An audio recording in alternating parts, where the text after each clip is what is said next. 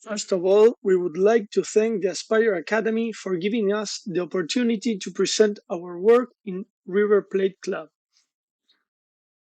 Before entering in the main subject of the presentation, we would like to present the philosophy and institutional structure of the club.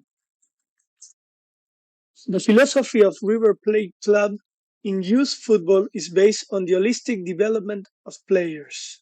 From an early age, players learn to have a winning mentality, to respect and take care of their bodies, to work as a team, and to have a positive attitude both on and off the field. Moreover, the focus is on developing technical and tactical skills in players, enabling them to reach their full potential and perform at the highest level. Club coaches use a game based methodology so that players learn in a fun and effective way. Another key aspect of the club's philosophy is the promotion of players' identification with the shirt, badge, and colors of River Plate. Players are encouraged to feel proud to be a part of the club and to represent it in the best possible way, both on and off the field. Finally, River Plate Club focuses on the development of values in players such as honesty, humility, sacrifice, and solidarity.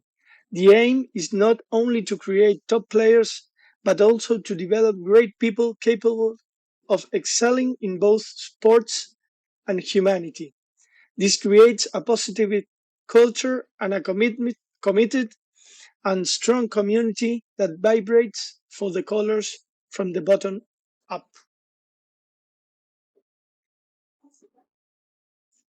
The structure of the club contains sport directors, 6 coordinators, 4 space leaders, and 9 departments.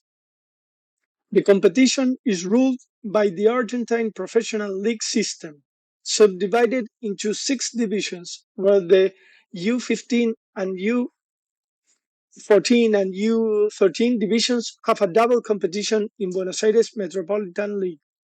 We have a total of 196 players. In this slide, we can observe the structure in detail, where the 9 departments are carried out by 6 coordinators and 4 space leaders under the guidelines of the sport director. The protocol covers 3 areas: active recovery strategies, nutrition, and passive recovery strategies. The protocol is divided in 3 phases. Presential phase begins immediately after the end of the match in the changing room with supervision. Non-presential actions and strategies that the soccer player must carry out at his home until the next training session. Statistics, quantification and qualification of the recovery process objectively and subjectively by the player through a questionnaire. Nutrition. The nutrition area plans the intake of macronutrients, rehydration, and sports supplementation strategically distributed over time. Our nutrition team is in charge of designing the nutritional plan both in the face-to-face phase and in the remote phase, as well as different strategies that must be addressed when our teams play at home or away. In this slide, we present a nutrition timeline of 4 meals, where the first one starts 2 hours before the game until halftime supplementation. After the game, in the club, we show how we subdivide the corresponding nutrients and how each meal could be put together. In the following slides, we detail each example in chronological order. Post-match within 2 hours after the end of the match. Post-match within 4 and 5 hours after the end of the match. Post-match within 8 and 9 hours after the end of the match. Post-match within 15 and 16 hours after the end of the match.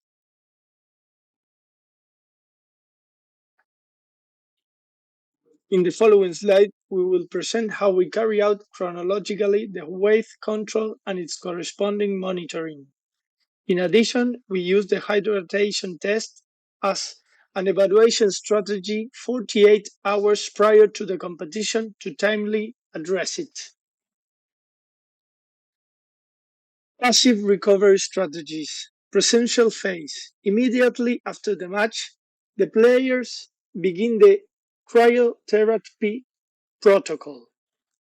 The players submerges the lower limbs for 10 minutes in a pool with a stable temperature between 8 and 12 degrees. After that, the players put on the pressure therapy boots for 15 minutes. This protocol is for those players who have played at least 70 minutes of the game.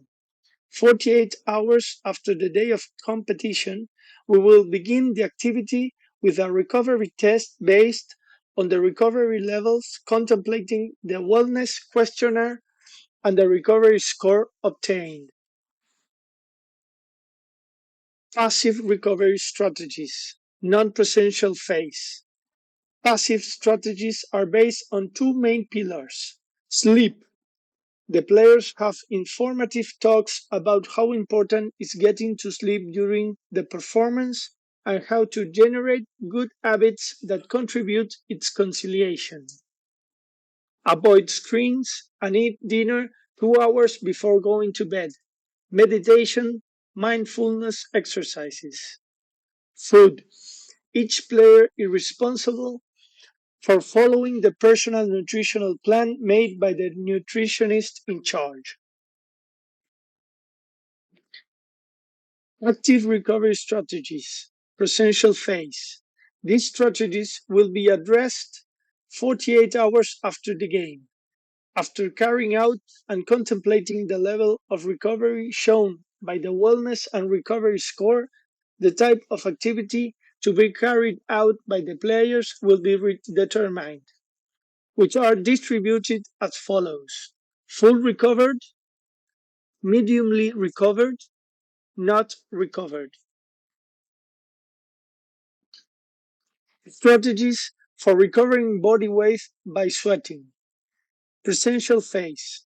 These strategies will be addressed between 48 and 72 hours after carrying out and contemplating the recovery level of the daily weight gain.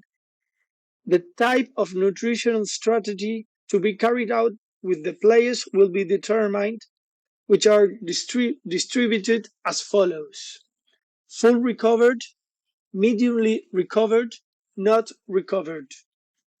Active recovery strategies, non-presential, self-massage with foam roller, which consists of a slow and deep massage with a duration of about 1 minute per muscle group of the lower limbs.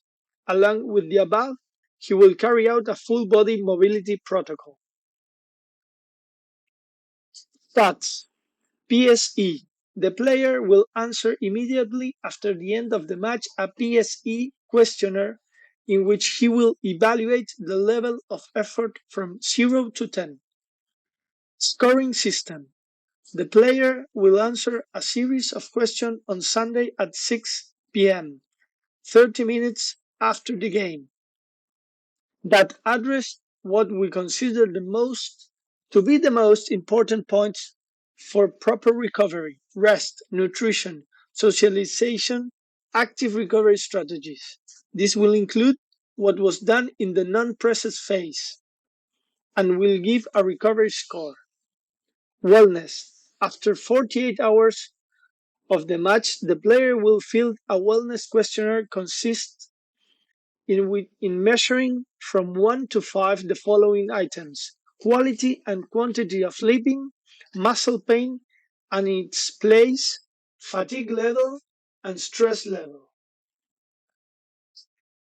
With the implementation of the recovery protocol, we are able to control the player's condition before and after the day of competition with objective and quantifiable data to improve decision making.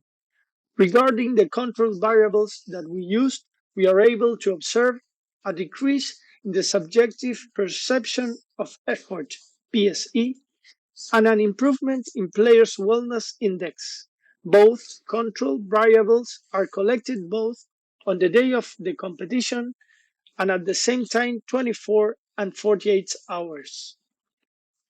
The protocol helped us raise awareness of the importance of invisible training for post-match recovery in all phases of the match. Considering the near future, we will be searching for the use of heart rate variability (HRV) measurement systems to obtain an objective internal load recovery rate. Thank you.